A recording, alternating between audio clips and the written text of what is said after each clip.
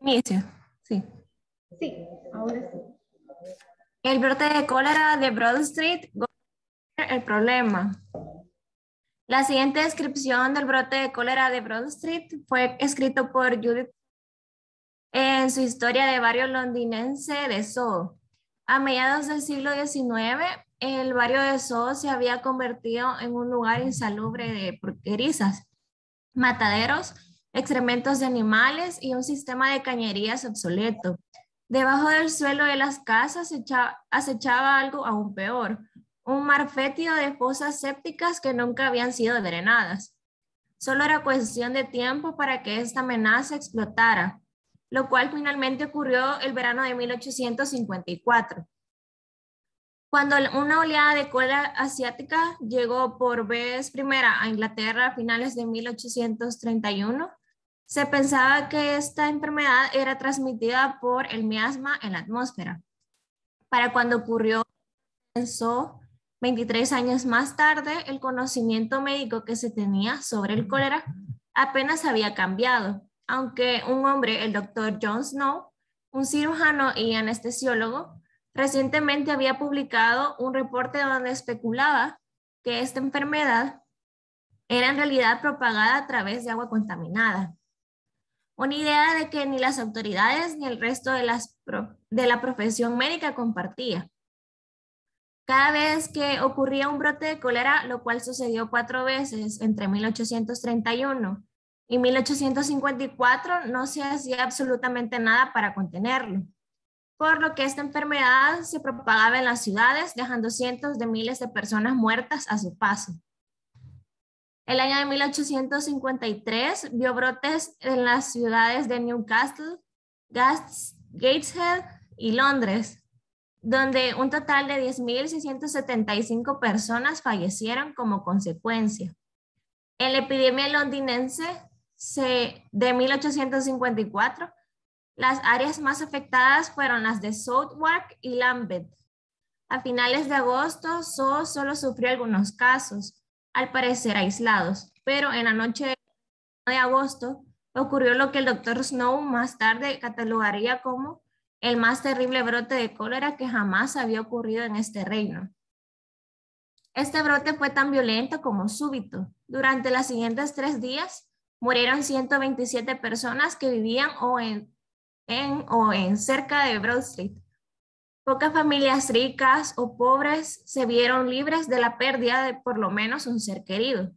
En menos de una semana, 3/4 partes de los residentes de la zona habían huido de sus casas, dejando sus tiendas clausuradas, las viviendas cerradas y las calles desiertas. Solamente aquellos que no tenían los medios para irse se quedaron en el vecindario. Era como una gran plaga de nuevo. Para el 10 de septiembre, el número de ataques fatales había llegado a 500 y la tasa de mortalidad de las subdivisiones de Santa Ana, calle Berwick y Golden Square alcanzó 12.8%, más del doble para el resto de Londres. Lo que esta cifra no fuera aún más alta fue gracias solamente al doctor Snow. Snow vivía en la calle Frith, así que sus contagios locales los ubicaba en el lugar ideal para monitorear la epidemia, que había surgido prácticamente en la puerta de su casa. Sus trabajos previos de investigación lo habían convencido de que el cólera siempre comienza con trastornos de tracto digestivo y que era propagado de víctima a través del agua contaminada. El reciente había asociado un brote de cólera en el sur de Londres con el agua que suplía la compañía Vauxhall, una teoría que ni las autoridades ni las mismas compañías de agua aceptaban. Ahora el doctor Snow vio su oportunidad de demostrar de una vez por todas la validez de su teoría, asociando el brote de Soho con una fuente única de agua contaminada. Desde el primer día, el doctor Snow recorrió el distrito entrevistando a las familias de las víctimas. Su investigación lo condujo a una bomba de agua en la esquina de las calles Broad y Cambridge, en el epicentro de la epidemia. Yo encontré, él escribía más tarde, que casi todas las muertes ocurrieron a corta distancia de la bomba. De hecho, en casas más cercanas a otras bombas solo reportaron 10 muertes, y de estas 5 víctimas siempre habían tomado el agua de la bomba de la calle Broad. Y otras 3 víctimas eran niños escolares que probablemente habían bebido de la bomba camino a la escuela, a su escuela. El doctor Snow tomó una muestra de agua de la bomba y al examinarla, el microscopio encontró que esta contenía partículas blancas floculentas. Para el 7 de septiembre, él estaba convencido de que esta era una fuente de infección, por lo que llevó sus hallazgos a la Junta de Guardianes de la parroquia de St. James, dentro de cuya jurisdicción cala la bomba de agua. Aunque al inicio se mostraron renuentes a creerle, los funcionarios estuvieron de acuerdo en remover de la bomba a modo de experimento. Aunque esto se llevó a cabo, la diseminación del cólera se detuvo dramáticamente, aunque en realidad el brote se había atenuado en los días previos a esta medida. Al final de septiembre, el brote había finalizado con un recuento final de 616 víctimas mortales en la zona de Soo. Sin embargo, todavía faltaba comprobar la teoría de Snow. Habían varias muertes a consecuencia del cólera que a primera vista no parecían estar conectadas a la bomba de agua de la calle Broad, principalmente la de una viuda de Hampstead, fallecida el 2 de septiembre, y su sobrina, que vivían en Islington, que había sucumbido con los mismos síntomas el día siguiente. Como ninguna de las mujeres había estado cerca de Soo en un largo tiempo, el doctor Snow se desplazó a Hampstead y para entrevistar al hijo de la viuda. Así que el doctor Snow descubrió que la viuda una vez vivió en la calle Broad y como le gustaba tanto el sabor del agua de esa bomba, todos los días mandaba a su empleado para que llenara con esa agua su garrafón de uso personal. El último garrafón de agua, el cual también había bebido la sobrina, fue llenado el 31 de agosto al inicio de la epidemia. Muchos otros factores también condujeron al doctor Snow a aislar la fuente de brote de cólera, la bomba de la calle Broad. Por ejemplo, de los 70 trabajadores de la cervecería de la calle Broad, donde los hombres recibían una ración de cerveza gratis cada día y por ende nadie consumía agua de la bomba. No hubo ninguna fatalidad. Un oficial de ejército que residía en St. John's Wood falleció luego de cenar en Wardour Street, donde consumió un vaso de agua del pozo de la calle Broad. A pesar de la evidencia presentada, nadie aceptaba la teoría del Dr. Snow. Un reporte de la Junta de Salud unos meses después descartó su sugerencia, que la causa real del brote fuera el agua contaminada de un pozo en particular. Luego de un estudio cuidadoso, concluye el reporte. La Junta no encuentra ninguna razón para adoptar esta explicación sobre el origen del brote. Sin embargo, el tiempo y la historia se encargaron de darle la razón al Dr. Snow, el cual, como resultado de una minuciosa observación y razonamiento deductivo, formuló una hipótesis que logró comprobar.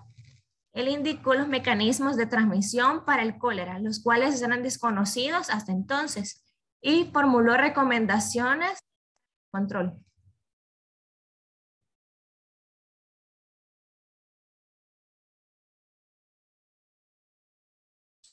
Eso también, lo de abajo.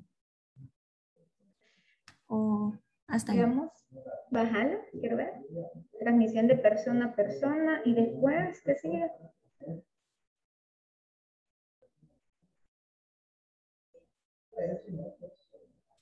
Transmisión de persona a persona, sí. Permíteme, ve, hasta ahí llego. Transmisión de persona a persona. A continuación se presenta un extracto de la clásica monografía de John Snow on the Mode of Communication of Cholera, donde se ve el tipo de evidencia recopilada y la forma en que fue evaluada. Hay también innumerables ejemplos que prueban convincentemente la transmisión del cólera a partir de casos individuales o únicos. Una enfermera que atendió a un paciente enfermo y murió cuando regresó a su casa cerca de Everton, la enfermera que le atendió también fue atacada y murió. Además, el convivir con un enfermo en la misma habitación y atenderlo, expone necesariamente a la persona a la acción del veneno mórbido. No siempre es requisito indispensable que la persona se acerque mucho al enfermo para ser atacada, ya que la materia mórbida puede transmitirse a distancia. Considerando la patología del cólera, es posible encontrar la manera como se transmite. Si se inicia con fiebre o con cualquier otro síntoma general, no podríamos obtener ninguna pista sobre la vía de entrada del organismo de la sustancia mórbida. Podría ser que ingresara por el tracto digestivo, los pulmones o en alguna otra forma. Por todo lo que he aprendido del cólera por observación personal y por las descripciones de otros autores, puedo afirmar que el cólera se inicia invariablemente con trastornos del aparato digestivo, que a menudo están precedidos de un solo pequeño malestar general que hace al paciente no darse cuenta del peligro que corre ni ni consultar o pedir consejos sobre su estado de salud hasta que la enfermedad ha avanzado. Son pocos los casos en los que hay desvanecimiento, debilidad intensa y abatimiento general antes de que las descargas gastrointestinales aparezcan, pero no hay duda de que estos síntomas dependen de la exudación de las membranas mucosas, que es evacuada abundantemente enseguida. En todos los casos que atendí, la pérdida de fluidos del estómago y el intestino fue suficiente para producir el colapso. Debe tomarse en consideración que la pérdida excesiva de fluidos se da concomitantemente con la suspensión de procesos de absorción. Hemos visto que el cólera se inicia con una enfermedad del tubo digestivo y que la sangre no parece encontrarse bajo la acción de ningún veneno. Por lo tanto, puede pensarse que el material o sustancia mórbida parece penetrar el organismo por el tubo digestivo, siendo deglutido accidentalmente, y la observación de este veneno debe llevarse a cabo en el estómago o en el intestino. Si este es en suficiente cantidad, actúa como un irritante sobre la mucosa gastrointestinal, o remueve el flujo de sangre de los capilares circundantes. La sustancia mórbida de cólera debe de tener una estructura semejante a una célula. Bien, gracias. Ya, ahorita usted ya leyó, ¿verdad? Es largo, pero yo sé que hay muchos que no han podido leer bien esta historia, ¿verdad? De cómo se dio el estudio de brote de Jon Snow, y por eso era muy necesario, ¿verdad? Entonces, vamos a pasar ahora sí a las preguntitas, ya con todo, ¿verdad? La introducción que se les ha dado. Continuaría entonces Raquel Betsabe.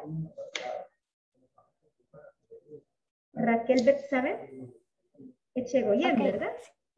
Con la pregunta número 1. No Sí, sé así si le es. colocaron número 1 literal A, pero ¿qué diferencias y qué similitudes se encuentran entre la descripción de Jon Snow con lo que presenta el libro del control de las enfermedades transmisibles? ¿Qué diferencias? ¿Me puede decir aquí listadito y qué similitudes? Vale. Bueno, son varias, así que Son varias, ya pues diga, comience, ya después le iban a sí. responder. Podemos empezar con que Jon Snow especulaba que esa enfermedad era en realidad propagada por el agua contaminada de la bomba de Broad, ¿verdad? Y sabemos, según el libro, que las epidemias y pandemias se relacionan estrechamente con el consumo de agua de mala calidad, higiene y saneamiento deficiente. Por lo que vamos a ver que es la misma conclusión al final, Jon Snow con el libro. Vemos que es una enfermedad bacteriana intestinal, según el librito, y Jon Snow sabía que la enfermedad comienza con trastornos en el tracto digestivo. También podemos ver que según él, el convivir o estar presente en, con un enfermo con cólera no significaba que la persona necesariamente se iba a enfermar, ¿verdad? Igual el libro nos dice que las salas para enfermas de cólera pueden funcionar sin riesgos para el personal y los visitantes, aun cuando estén saturadas, siempre que se observen los procedimientos convencionales de lavado meticuloso de las manos y limpieza, así como normas para la circulación del personal y los visitantes. Um, eh, Jon Snow también decía que el cólera se iniciaba en el aparato digestivo, em, que empezaba con un malestar general y que a veces las personas no llegaban a pedir consejo médico y que al final por eso se complicaban.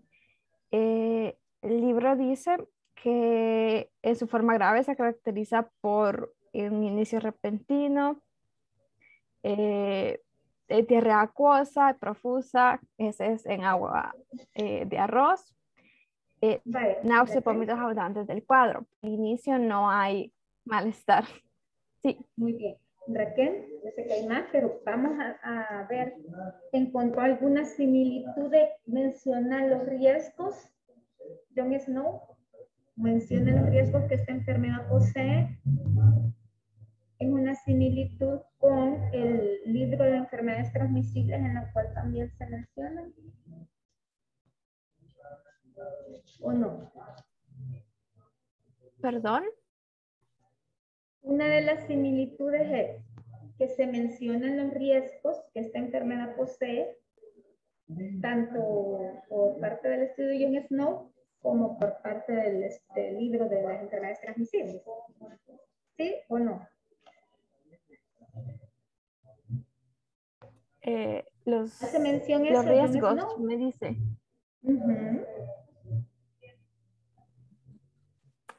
¿Cómo? O sea, podemos ver que conforme a la enfermedad, Jon Snow sí tenía como la idea general de lo que estaba sucediendo, lo que sabemos hoy en día, ¿verdad? Ajá. Hay un riesgo con esa No enfermedad. sé.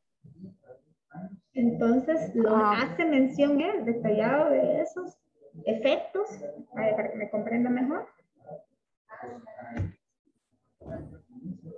Avisa a las autoridades para que se tomen las medidas de control. Oh, Jon Snow empezó, bueno, sí, les dijo que tenían que la fuente era la bomba, y Las empezó su autoridades de investigación, salud ¿verdad? hizo mención. Ir de casa Vale, en casa. Pero la vamos a dejar a usted. las autoridades le Ajá. creyeron. Vamos a Por lo pasar tanto, por... ellos no... Ajá. Sí, Raquel. sí. Sí, pero como ya me mencionó varias similitudes y diferencias, vamos a pasar ahorita a Miriam para que ayude. Oye. Ahora vamos a ver, Miriam, Sí, para darle presente. un poquito de continuación. ¿Tenía Jon Snow en esa época idea del término de agentes biológicos? Eh, ¿Qué es un agente biológico? Primero, Dice que, permítame, es la 2, lo que ¿verdad? ustedes han Es la comprendido, B. ya no me vayan a ver el documento, ¿verdad? Sino que lo que ustedes han comprendido, ¿verdad?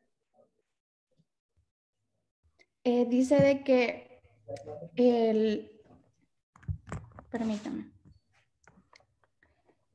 Sí tenía una idea de los agentes etilógicos porque sospechaba la causa que del brote la cólera debido al agua de la bomba, ¿verdad?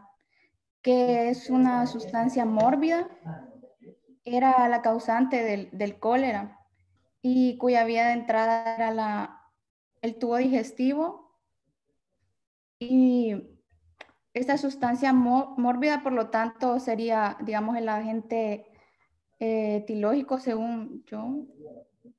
Pero no tenía una definición clara de que eso se llamaba agente o no.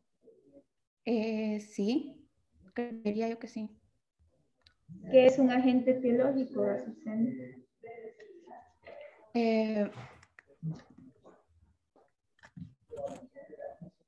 Sin leer. Se trata de, digamos, el elemento que propicia, digamos, el desarrollo de una enfermedad.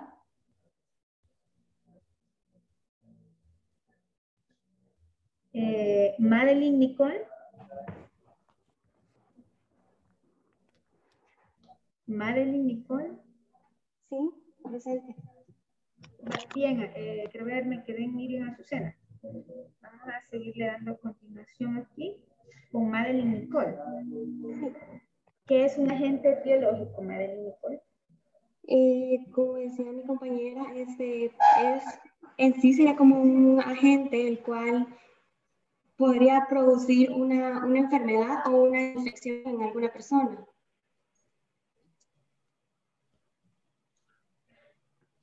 Ajá, entonces, ustedes sienten que cuando le cambia a uno el apellido, un poquito, ya no se ubican. Ubíquense siempre en que es un agente. Solo que a veces le llamaban causal en la cadena, a veces epidemiológico, etiológico, en este caso etiológico.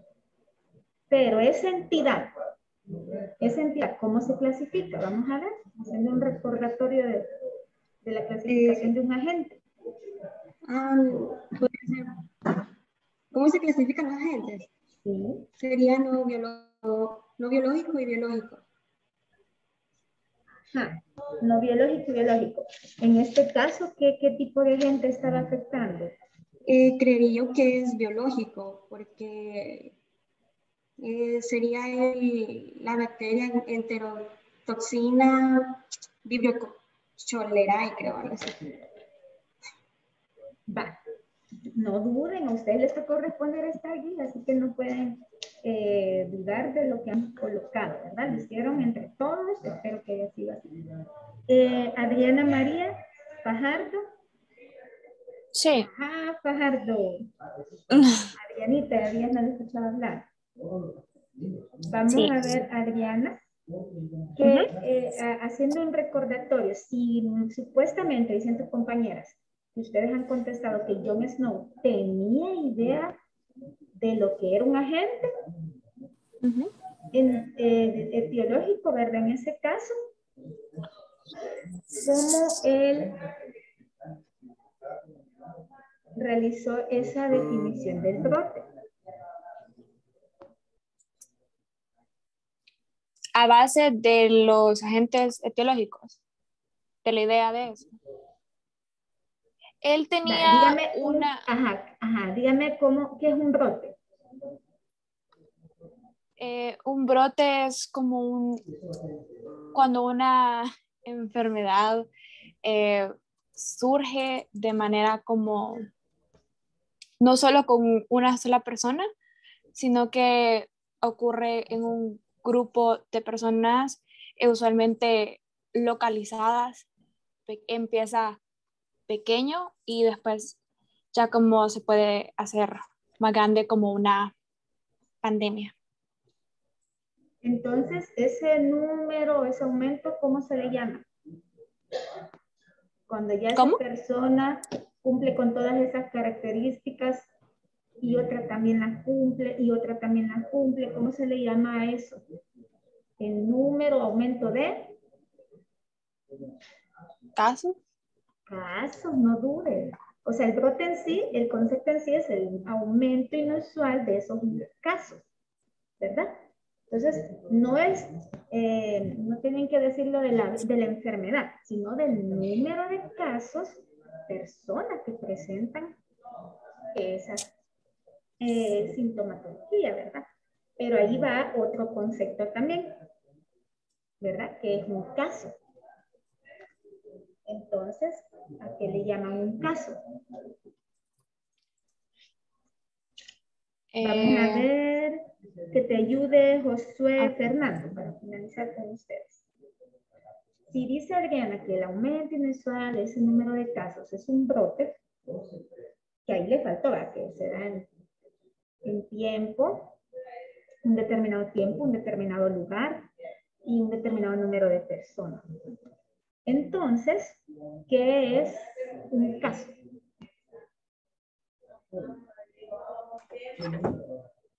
¿Qué se le llama caso? Lo han escuchado un montón de veces cuando les dicen caso clínico. ¿Qué es caso? Un caso. No sería como el individuo al que se le sospecha o Está en la guía de los términos que se les dejó, como les dije, que siempre dieran ambas guías, ¿verdad?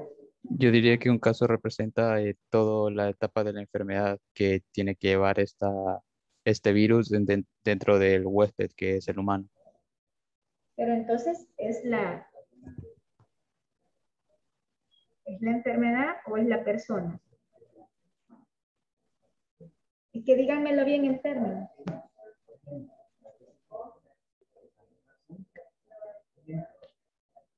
Van bien, pero ubíquense, ¿verdad?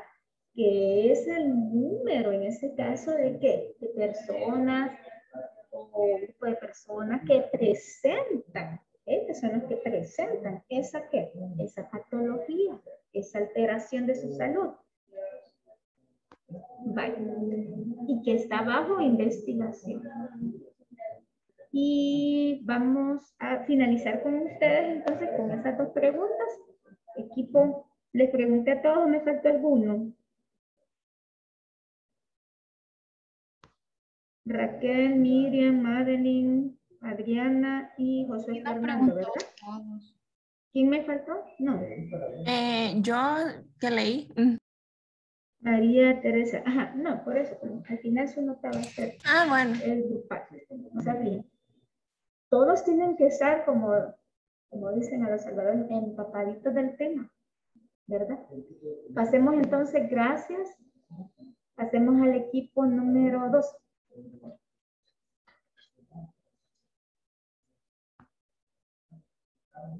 De este día sería el equipo número 6, ¿verdad?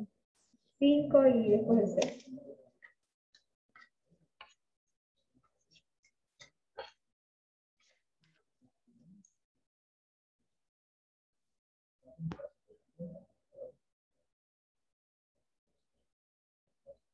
¿Ya? Vale. Del equipo 6 está presente.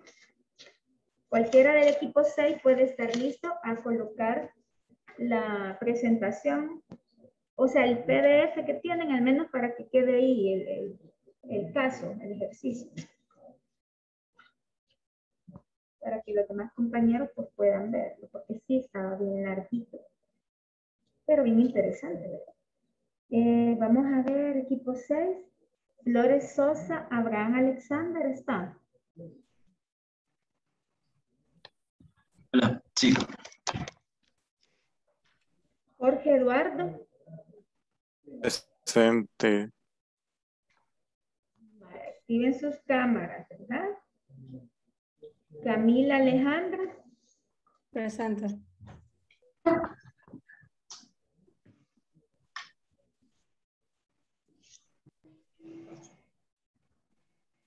Camila. Reyes Valeria Elizabeth. Presente. Gutiérrez, me toca. Ay, dos, Gutiérrez Mejía Daniela. Presente. Me toca, ya le iba a decir, pero está también Cristian. Gutiérrez Rodríguez Cristian. Presente, doctora. Háganme el favor, hay alguien que comparta su caso para que lo vuelvan a ver y se acuerden.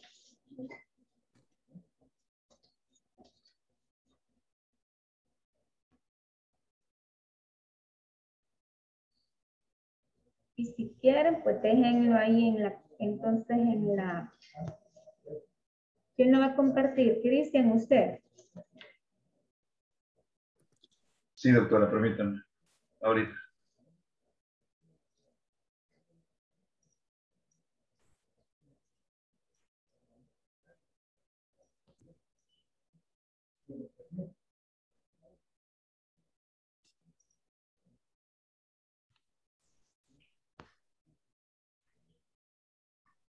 No sé qué parte dejo. Solo dejen la parte de la cadena, porque lo demás no lo pueden ustedes ver, ¿verdad? Al estar exponiendo es así, lo que ustedes ya se aprendieron. La cadena se la voy a dejar porque de todas maneras, con eso van a responder otras preguntas. Ahí déjenla en la cadena.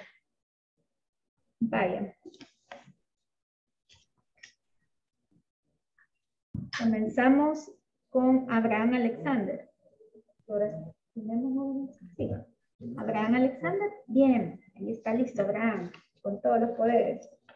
Vaya. Vamos, la pregunta número... la tercera es ustedes primero antes de la cadena. ¿De qué procedimiento se valió Jon Snow en su estudio? O sea, todo ese estudio que realizó, ¿verdad? ¿De qué procedimientos se valió él para realizarlo? Para realizar su investigación. O herramienta que utilizó para la investigación. Ajá. Se basó de la observación y de la experimentación prácticamente, porque lo que hizo fue preguntar a la población afectada, creo que era en Broad, la calle de Broad, creo que se llamaba Cambridge, específicamente de la ciudad o el pueblo de Soho, ¿verdad?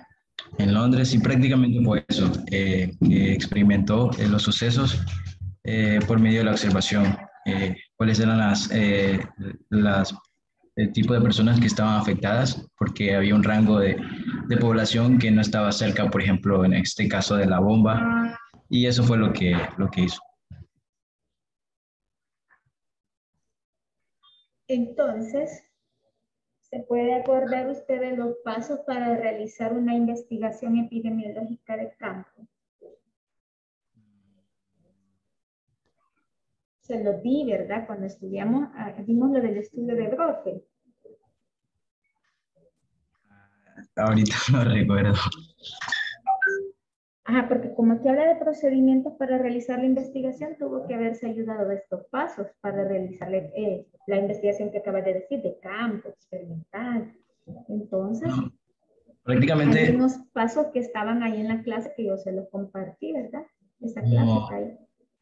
Uno sería afirmar como la ocurrencia prácticamente se podría decir que del brote. No sé, la organización del trabajo. También que estableció pues una definición como tal del caso. Desarrolló pues prácticamente una búsqueda cuando fue en el caso del pueblo. Pues generalizó hipótesis también. Sin leer, dígame cuáles son las características que cumple, que deben de estar para caracterizar el brote, quiero decir. Los 3 elementos para caracterizar el brote. ¿Cómo así? Ahí mismo estaba, los 3 elementos para caracterizar el brote. Debe de cumplirse siempre se los estoy a decir. Prácticamente fue el tiempo, el espacio y la persona. Vale. Ya no lea, le iba a decir ya. Ajá. No se les olvide eso. Bien. Jorge Eduardo. Sí. En la lectura del método clásico de investigación seguido por Jon Snow, ¿cuál sería la población de estudio? Bueno, en este caso la población de estudio era las personas que vivían en la calle Road, más que todo cercanos a la fuente, que era la bomba de agua, que tenía aguas contaminadas, en este caso por la gente vivir cholera. Ajá, entonces, porque como que yo le diga, la población de estudio, las personas, en sí va. valga la redundancia, no, tiene que ubicarse usted, si era posible, me tenía que decir en sí, cabal, cercana de tal calle, de tal lugar, porque ustedes han leído bien el caso. No solo me van a decir la población, ¿verdad? Sino cercana a tal lugar. Vamos a ver, vuélvalo a repetir. ¿Cómo ubica esa población? No es toda la población, solo la de estudio. Ajá. Pero ya con las En este caso, características. Ajá. que sería la comunidad aledaña a la bomba de agua, la que está más cercana, que vive ¿Qué cerca comunidad era? de tal. Según lo que usted leyó. ¿Cómo dijo? Perdón. El nombre de la comunidad.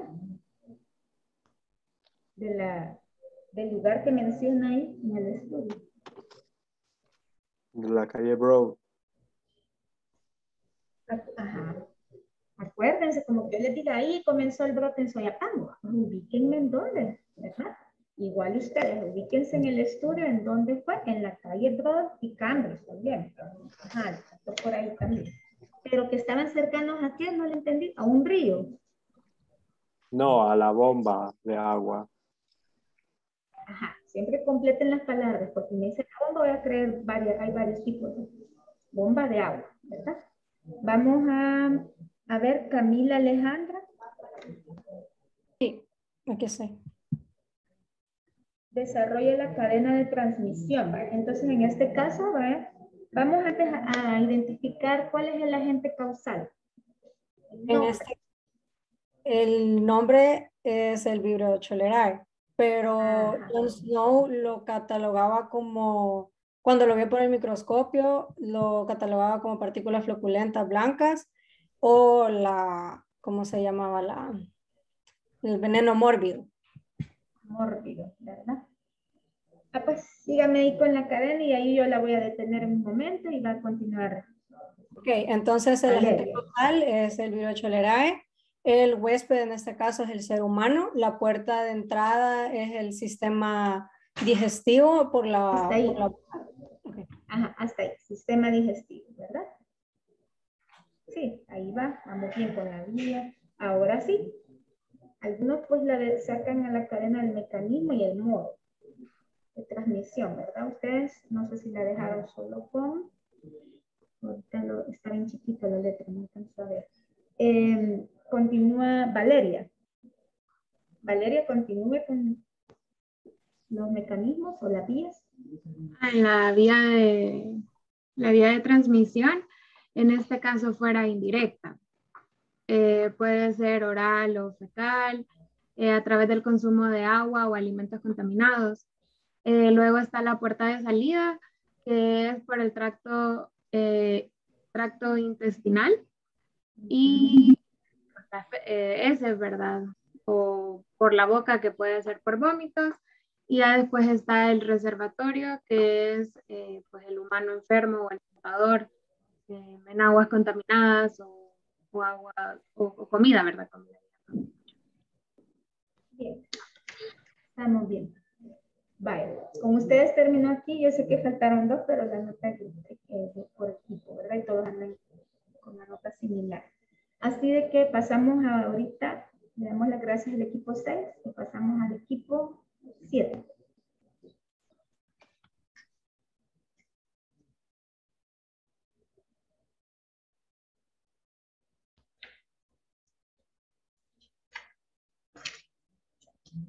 Pueden compartir de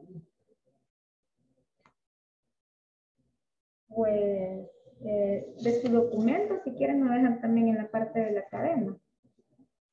Al equipo 7, Guzmán Chávez Marcela, Alvarado María José, Pérez Rebeca Abigail, Portillo María José, Carlos Rafael y Jennifer Magal.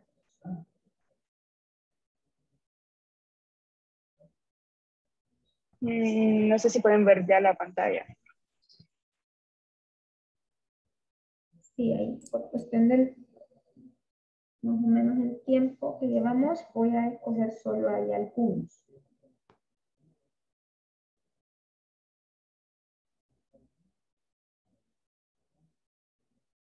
Ajá.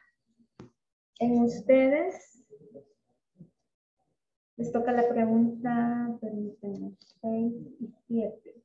Bueno, como estamos hablando entonces de qué patología, entonces, ¿cuál es la que se diagnosticó, verdad? Ese criterio que les voy a preguntar, ¿de qué patología estamos hablando? ¿De qué enfermedad? Me dice Marcela Beatriz. Estamos hablando del cólera, ¿no? Vale, entonces contesta la pregunta siguiente, el periodo de incubación. El periodo de incubación serían de 12 horas, si no estoy mal, a 5 días. Sí. ¿Es un periodo de incubación corto o largo? Prolongado. Sería prolongado. Perdón, quería decir que era de... Sí, bueno, sí, es prolongado. ¿Por qué? Porque tarda un poco, o sea, o bien puede ser en las primeras horas, o bien se puede tardar un poco, una semana o más tiempo para que la enfermedad pueda afectar a la persona.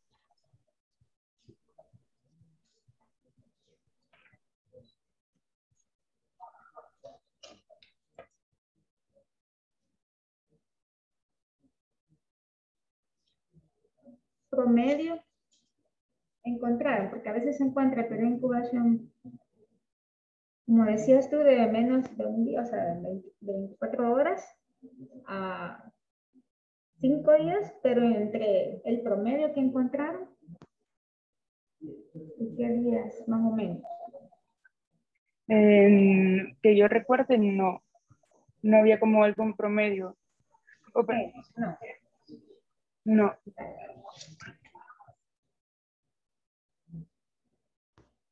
Quiero ver, Marcela. María José, es la que le acabo de... No, María José, ¿verdad? Enríquez. No, yo soy Marcela. Marcela, perdón, de ahí sigue, de ahí sigue María José Enríquez. Sí. María José. No sé si se me escucha. Hola. Sí. Ahora dígame, para darle continuación a la patología y a la pregunta, dígame...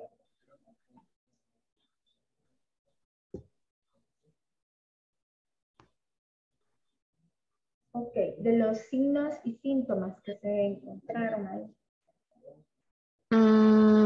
Podemos decir que los síntomas y los síntomas pueden ser la diarrea, vómitos, deshidratación.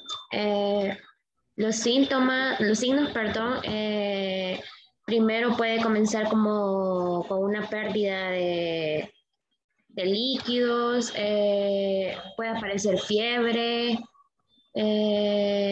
y también tenemos que recordar que las personas presentan síntomas en un 80% de los casos sintomáticos. Pueden tener síntomas leves o también moderados. También esto afecta a niños y adultos, pero principalmente las personas con inmunidad reducida, o niños desnutridos o personas con SIDA. La pregunta era a eso también. ¿Quiénes son, verdad, los que corren mayor riesgo de morirse? Lo acabas de decir, pero vamos a dejar que alguien más, vamos a ver si alguien más también leyó esa parte. Carlos Rafael. Buenos días. Buenos días. Las personas, tu compañera ya lo mencionó. Entonces, ¿quiénes corren mayor riesgo qué grupos corren mayor riesgo de muerte? Sí, tenemos que el cólera afecta tanto a niños como a adultos, pero principalmente a las personas que tienen inmunidad reducida, niños desnutridos y las personas con SIDA. Bien. Jennifer Magali. Sí. ¿Aún es del equipo 7? Sí. Jennifer, vaya, contigo terminamos con la pregunta de miasma, ¿verdad? Esa faltaba para ustedes, la de miasma. ¿Qué entendieron por miasma? Ahí se mencionó unos términos, ¿verdad? En el estudio de brote, ¿verdad? Ajá. Era como un tipo de vapor que emanaba para las personas que estaban enfermas. De acuerdo a las creencias antiguas, ¿de dónde salía ese miasma? Según ahí el estudio que se hizo de Jon Snow, ¿verdad? O lo que ustedes investigaron. ¿De dónde salía esa sustancia que se dañina, ¿verdad? Que se emanaba. ¿De dónde salía? ¿O emanaba de dónde? De los cuerpos.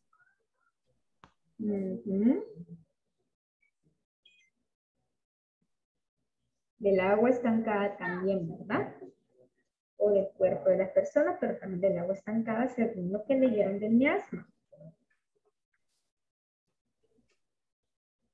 Ahora, en la actualidad eso ya no se considera, ¿verdad? En la comunidad científica. Pero en el tiempo de antes se consideraba eso que te he dicho, ¿verdad? La emanación dañina que salía del cuerpo o de las aguas, ¿verdad? Estancadas. ¿Y qué hay ahí dentro? De todas maneras, siempre Jon Snow se iba ubicando en el estudio, ¿verdad? Aunque tal vez no tenía la idea de que era la idea específica del término agente, pero al final todo eso, esa putrefacción, por decirlo, ¿qué había ahí dentro, jóvenes? ¿Qué microorganismos habían ahí dentro para que me comprendan mejor?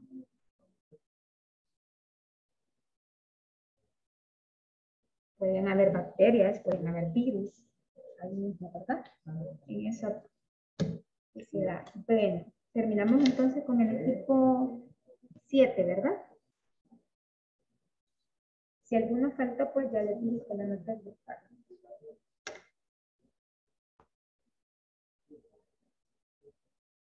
En lo que se prepara el equipo 8, voy a ver aquí unos mensajitos. Vamos a ver.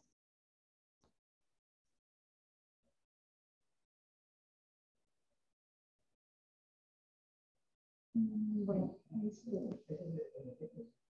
¿alguno del equipo 8 que comparta? Ya voy a compartir.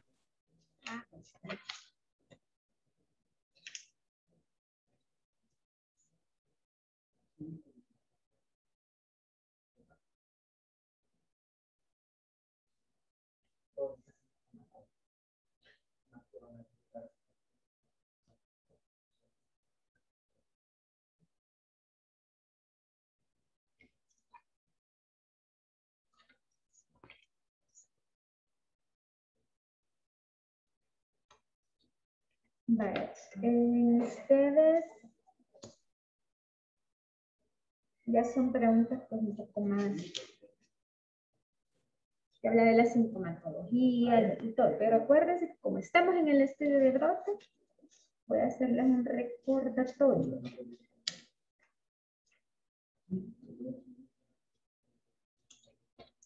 Comenzamos con Gerson Ariel. Para ese estudio de brote, anteriormente un compañero de ustedes leyó, ¿verdad? Como los pasos para esa investigación de campo. Quiero decir, va dentro de eso estaba identificar el brote, ¿verdad? Entonces, también Jon Snow a utilizar esos criterios para clasificar. Dentro de esos criterios, ¿cuáles recuerda usted? Para definir un caso. Y acuérdese que el número de casos inusual que se presenta en un tiempo, en un lugar y personas identificadas se le llama brote.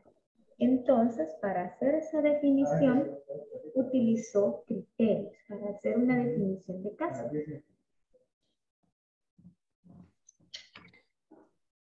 Vamos a ver, Gerson Ariel.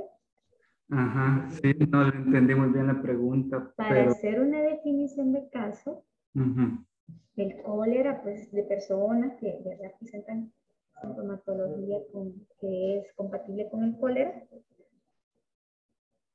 se utilizan criterios para definir ese caso. Vamos a ver, si no, que le ayude a alguien más. Así fue a identificar, doña Toñita tiene el cólera, así fue. y lo identificó. ¿Qué tuvo que tener doña Toñita para que él dijera en ese lugar de Bronx, ¿verdad? De Bronxville, la calle, ahí están presentando estas personas esto y esto? Ujú.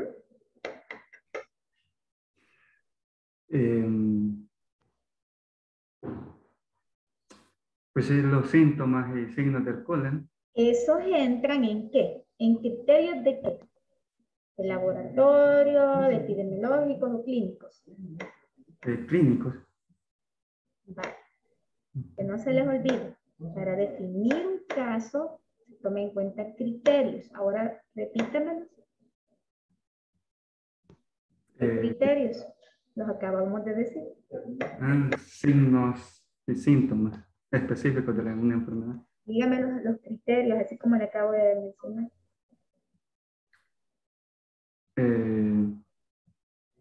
María José, perdón, Edgardo Rafael.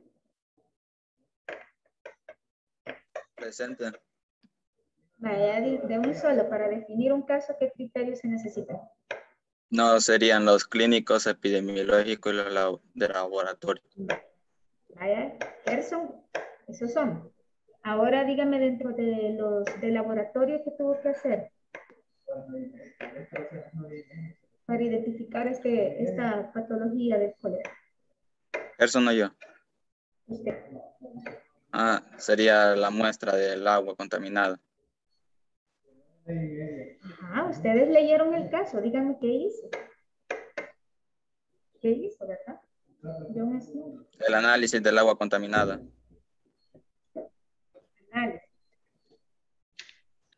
Y dentro de ese del laboratorio había también personas, no se mandó personas a hacerles el examen. Creería que no, porque la mayoría murió. Vale, entonces solamente que ahí, como no se contaban, ¿verdad? Más con tecnología, por decirlo. Entonces, ¿qué es lo único que se mandó entonces? ¿La evidencia de qué dijiste? Del agua contaminada. Microbiológica, entonces, ¿verdad? Vaya, ahora...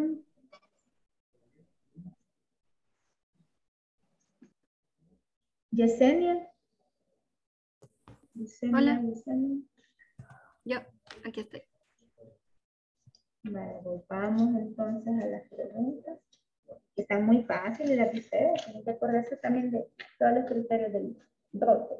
La otra pregunta entonces ya de la guía es los síntomas, perdón. ¿Cuáles son, verdad, los 3 elementos fundamentales del tratamiento específico del cólera? Bueno, para tratar el cólera, lo principal es que hay que hacerlo lo más rápido posible porque si no se van a tener consecuencias mortales. Y lo que mencionaba es que es importante una buena rehidratación porque como uno de los principales síntomas del cólera es la diarrea y se pierde mucho líquido, entonces es importante una buena rehidratación. También se pueden utilizar algún tipo de líquido intravenoso, porque no todos, algunos casos tal vez no puedan ser tan graves como otros. Antibióticos, zinc. ¿Y el cuál? Suplementos de zinc, ¿verdad? No, yo creí que me iba a decir que era antibiótico. ¿El zinc qué es? No, un suplemento. Ajá, ¿verdad? Ahorita no estamos en farmacología en sí, pero sí, aquí es parte de, para que al menos sepamos de que hay rehidratación, ¿verdad? Se necesitaba. ¿Qué más colocaron ustedes? Líquidos intravenosos. Y si ese fue necesario. ¿Qué es eso? ¿Una bacteria o un virus? El agente, el cólera. Es una bacteria, el Vibrio cholerae. Es una bacteria. Muy bien. Y ya no me va a contestar usted, sino otro compañero, antes de finalizar. Rodrigo Alejandro Martín. Sí, aquí estoy. Recordando lo que dijo la compañera, que era una bacteria, entonces, dentro de la clasificación de la gente, vuélvame a mencionar. Sería un agente biológico, ¿Por qué? el Vidrio cholerae, Ajá. Y dentro del grupo de las bacterias, parásitos, virus o bacterias. es bacteria. Dígame ejemplos de los no biológicos. Un no biológico podría ser radiación o calor.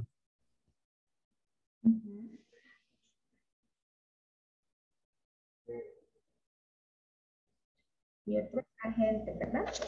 Vale. Bueno, con ustedes igual, creo que me faltó solo alguno más, pero ya con eso queda su nota. Sí, yo falté, Para el doctora. equipo... Sí, por eso por eso así va a quedar me faltó usted y Gisania. Porque voy a dar tiempo ahorita, pasó hasta el 8 eran ustedes, ¿verdad? Sí. Vaya.